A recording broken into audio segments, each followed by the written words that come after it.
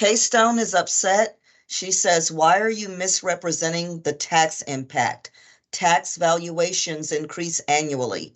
Also, if there is a tax rate increase, it will also impact our property taxes. She says you really should reword your claims. She feels it's deceptive.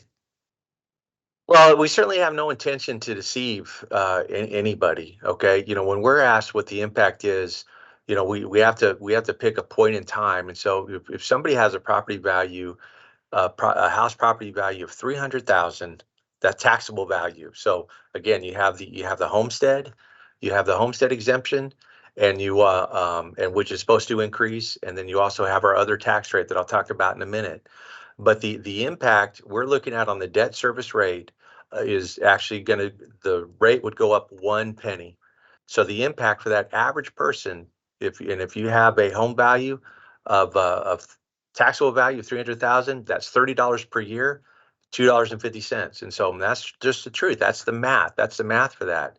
Now, obviously, there is value growth. I mean, I got my statement yesterday. It's 33%.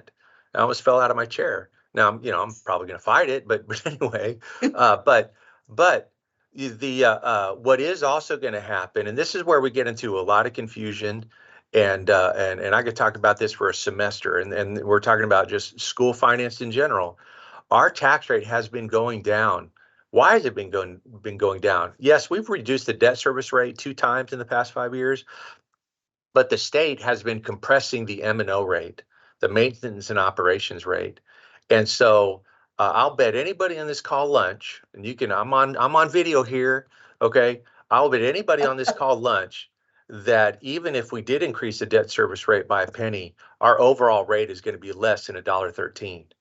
Okay. Now, whether or not those reductions in the taxes are enough to overcome your own personal appreciation in value, I have no idea, because I don't know how much it is for every single different taxpayer. Okay. But we're doing our best to describe things in a clear and simple manner. But I'll be happy to talk to you more about tax rate compression and what's happened in the past and whatever else. And so, that's the fact. Now, the thing about it is, and I'm a taxpayer too, and we don't like to pay more property taxes. All right.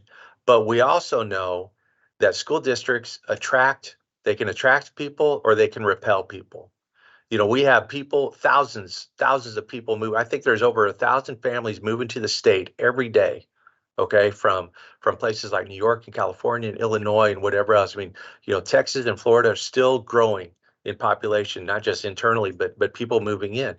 And so when people are moving in here, why are we in the successful position we are in now? It's because we've had great schools, we've had zoning, we've had a great community, so we've been attractive. But when we get to the point where we can't fix our schools or whatever else, or we can't recruit teachers or whatever, then we are going to have a hard time keeping staff, but also attracting new families.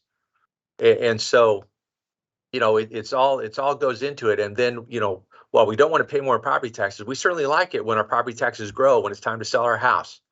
And we're able to turn that house around really quickly and make some money over having all those years of property value growth.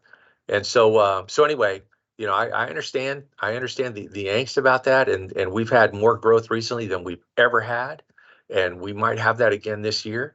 But we do benefit from that in the long run. When I say we, I'm talking we as taxpayers if you own. But I'll tell you, the frustrating thing from my perspective, since we're struggling with school with teacher pay and transportation, whatever else, here's just the facts. If we collect $1,000 more from you, okay, the state actually pays us exactly $1,000 less. All right, we're not keeping that. We're not keeping that money on the M&O side. We're just not. That is exactly the way it works. I can sit down and show you the template. If that number goes up, we go down dollar for dollar.